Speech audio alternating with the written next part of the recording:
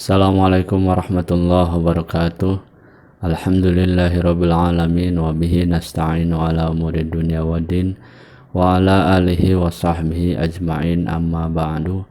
Alhamdulillah, sahabat sekalian, kita kembali lagi dalam kajian kitab Tijan Ad-Daruri yang insyaallah pada kesempatan kali ini kita akan melanjutkan pembahasan tentang sifat qiyamuhu binafsihi.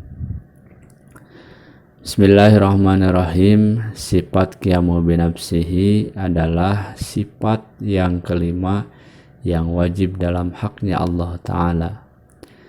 Wa yajibu fi haqqihi ta'ala al-qiyamuhu binafsihi wa ma'nahu annahu ta'ala la yaftakiru ila mahalin wala ila mukhassisin.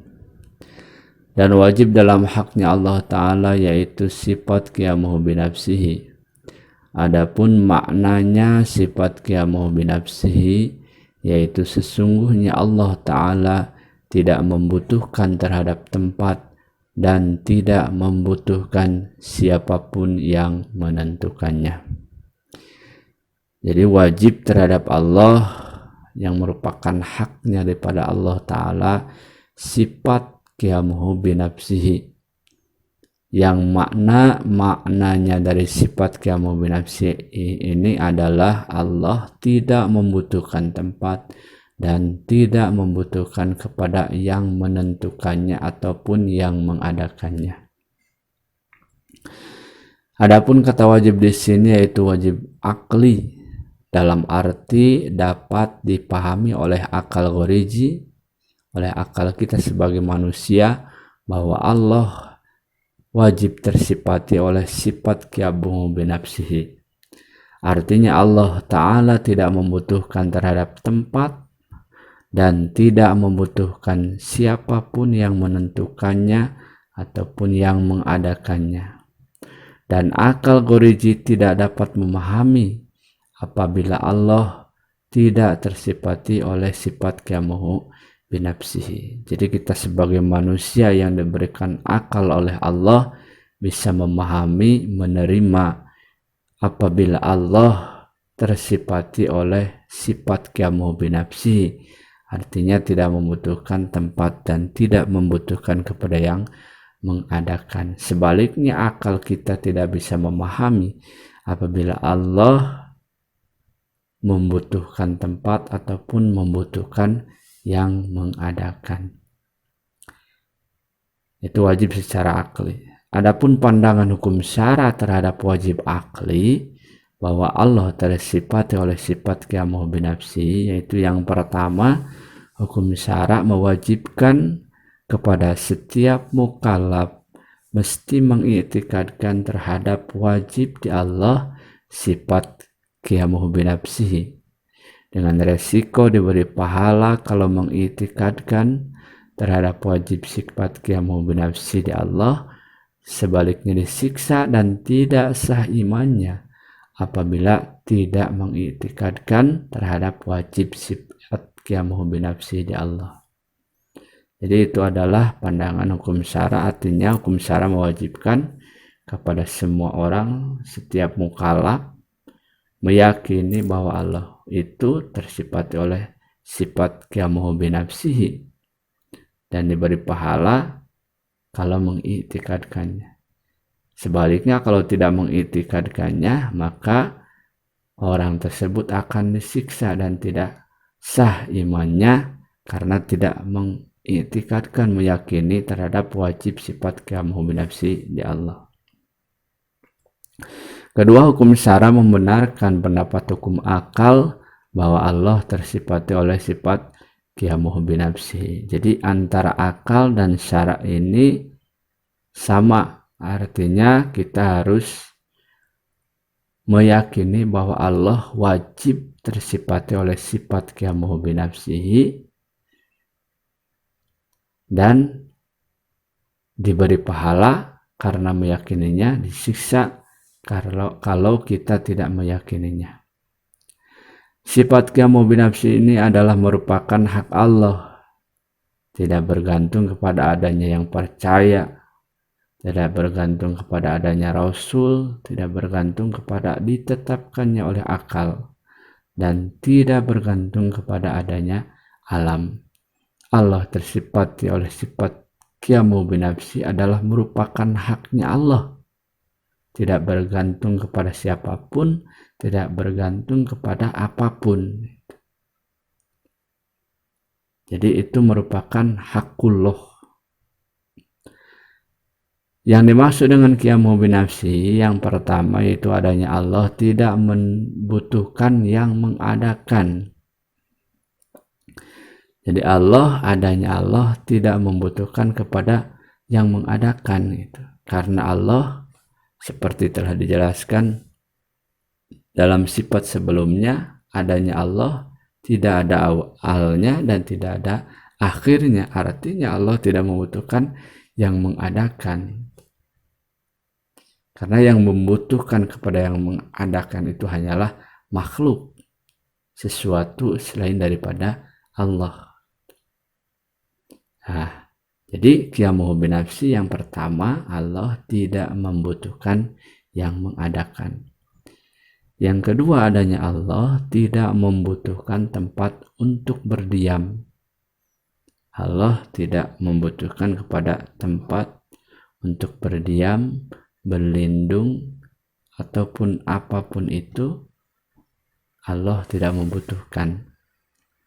Manusia kita membutuhkan tempat tinggal untuk berlindung daripada panas, dingin, hujan, dan sebagainya. Itu adalah makhluk. Tetapi kalau di Allah tidak membutuhkan tempat untuk berdiam.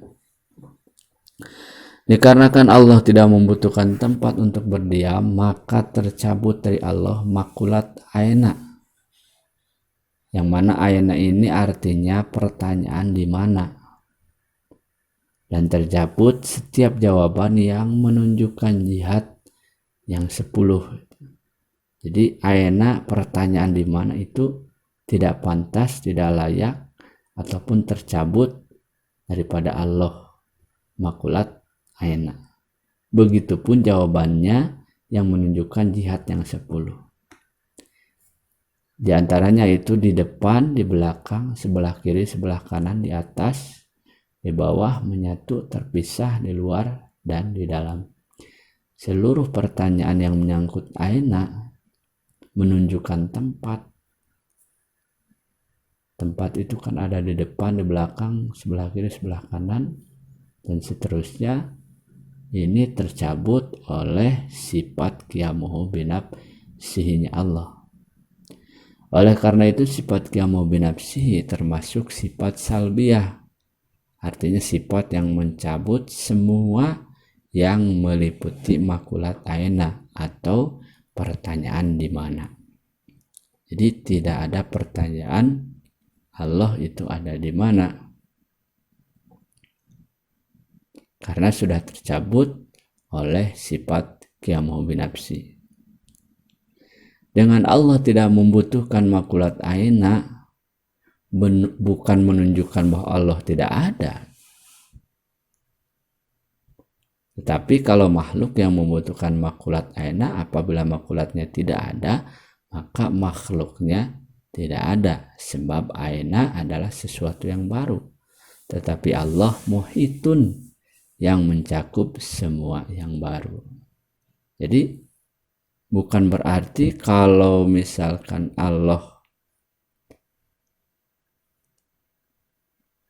tidak ataupun makulat aina pertanyaan yang 10 itu tidak ada, dicabut daripada Allah, bukan berarti Allahnya menjadi tidak ada.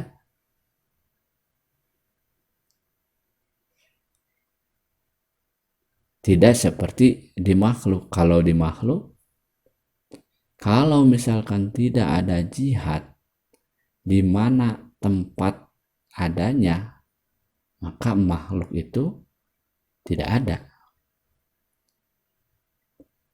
Kalau misalkan kita ingin mengetahui tempat, kalau tidak di depan pasti di belakang, kalau tidak di kiri pasti di kanan, kalau tidak di atas pasti di bawah. Kalau tidak menyatu pasti terpisah, kalau tidak di luar pasti di dalam.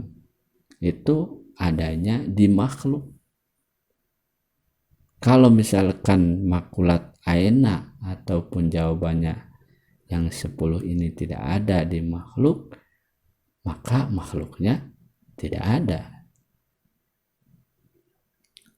Tetapi kalau di Allah, meskipun makulat aina dan pertanyaannya tidak ada, itu tidak menjadi Allah tidak ada. Karena semua itu adalah sesuatu yang baru.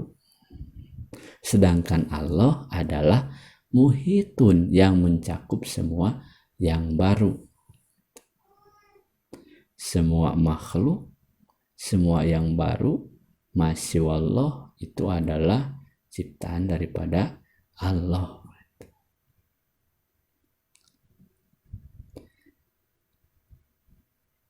Jadi meskipun makulat aina dan jawabannya tidak ada, tetap Allah itu ada. Sifat qiyamu binafsi ini adalah membatalkan i'tikad Khawarij Karomiyah yang meyakini bahwa Allah berdiam di aras. Sebab bertentangan dengan ayat innallaha laghaniyun 'anil alamin. Sesungguhnya Allah benar-benar maha kaya, tidak memerlukan sesuatu dari semesta alam. Jadi dengan sifat qiyamu binafsi ini membatalkan i'tikad Khawarij Karomiyah, yang mana golongan ini meyakini bahwa Allah itu berdiam di aras. Nah, ini bertentangan dengan ayat innallaha laghaniyun 'anil alamin. Sesungguhnya Allah itu benar-benar kaya. Artinya tidak memerlukan sesuatu apapun, tidak membutuhkan tempat, tidak membutuhkan makhluk ataupun yang lainnya. Jadi batal i'tikad kaum Khawarij Karomiyah. Kemudian Allahu la ilaha illa huwal hayyul qayyum.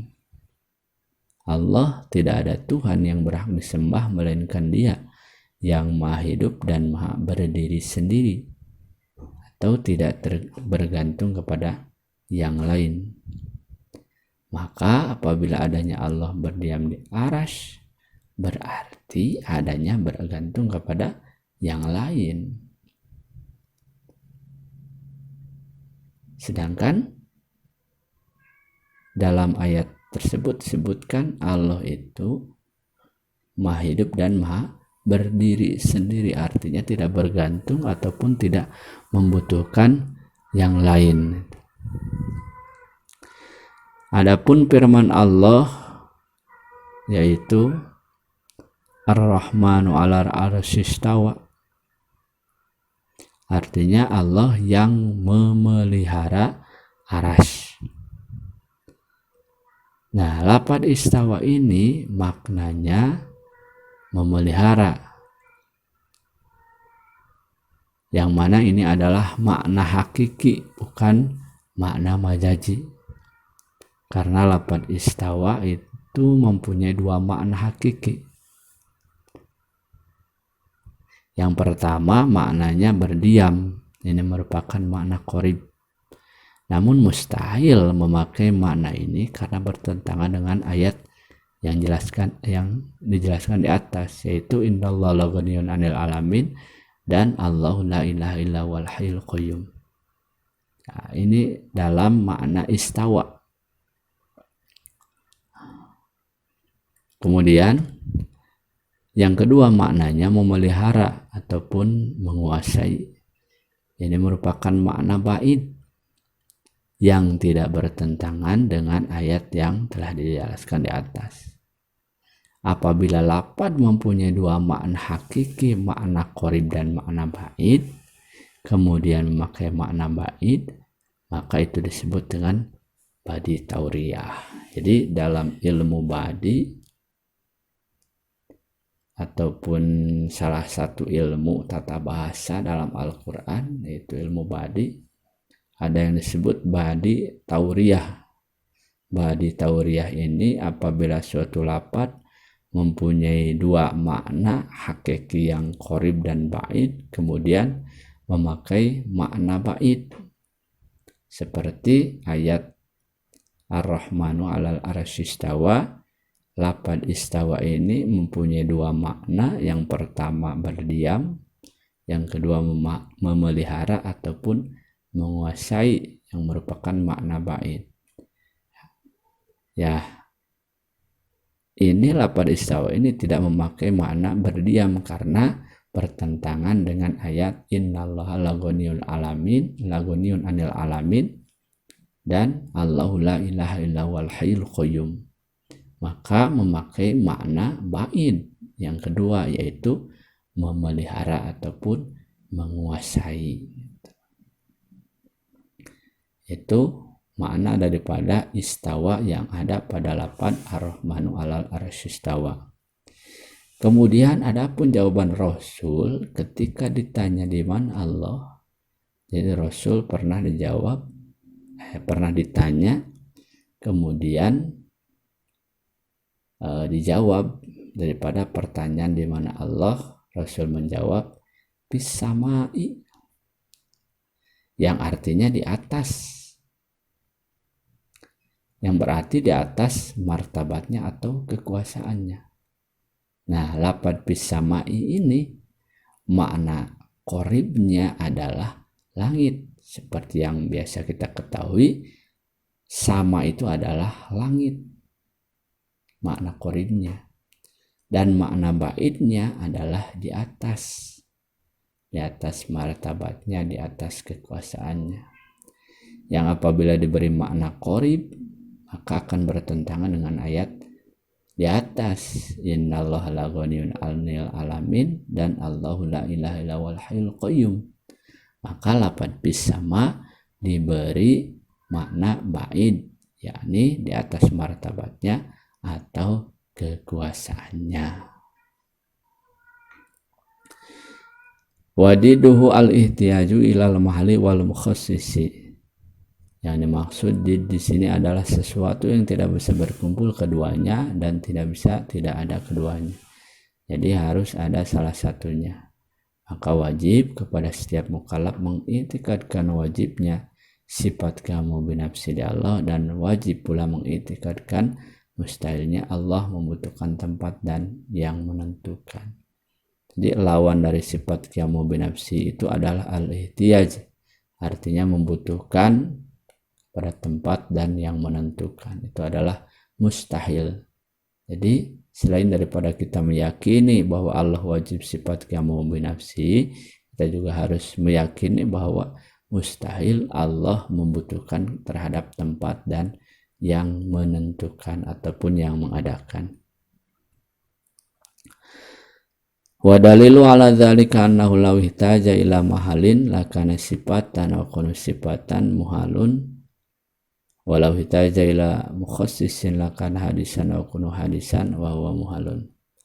Dalil akli sifat qiyamuhu binafsihi, yaitu yang pertama, apabila Allah membutuhkan tempat untuk berdiam, maka Allah adalah sifat. Karena sesuatu yang membutuhkan tempat itu adalah sifat. Sedangkan apabila Allah sifat, maka mustahil Allah tersifati oleh sifat 20. Karena sifat tidak berdiam dalam sifat. Dan mustahil apabila Allah tidak tersifati oleh sifat 20. Sebab alam merupakan bukti kudratnya, kekuasaan Allah, maka wajib Allah tersifati oleh sifat qiyamuhu binafsihi. Karena Allah tidak membutuhkan tempat untuk berdiam. Yang kedua, apabila Allah membutuhkan yang menentukan atau yang mengadakan, maka Allah itu adalah sesuatu yang baru. Sedangkan apabila Allah baru, maka akan menimbulkan daur dan tasalsul yang mustahil adanya di Allah, yang mana telah dijelaskan sebelumnya masalah daur dan tasalsul. Maka Allah tidak membutuhkan yang menentukan atau yang mengadakan, maka wajib sifat qiyamu binafsi di Allah. Jadi kalau Allah membutuhkan yang mengadakan, pasti Allah itu adalah sesuatu yang baru. Manusia sesuatu yang baru, membutuhkan yang mengadakan. Sedangkan Allah tidak membutuhkan kepada yang mengadakan. Maka wajib Allah tersifati oleh sifat qiyamu binafsihi. Dalil naklinya, dalil Al-Qur'annya yaitu Allahu la ilaha illa wal hayyul qayyum. Allah tidak ada Tuhan yang berhak disembah melainkan Dia yang maha hidup dan maha berdiri sendiri. Artinya tidak bergantung kepada yang lain.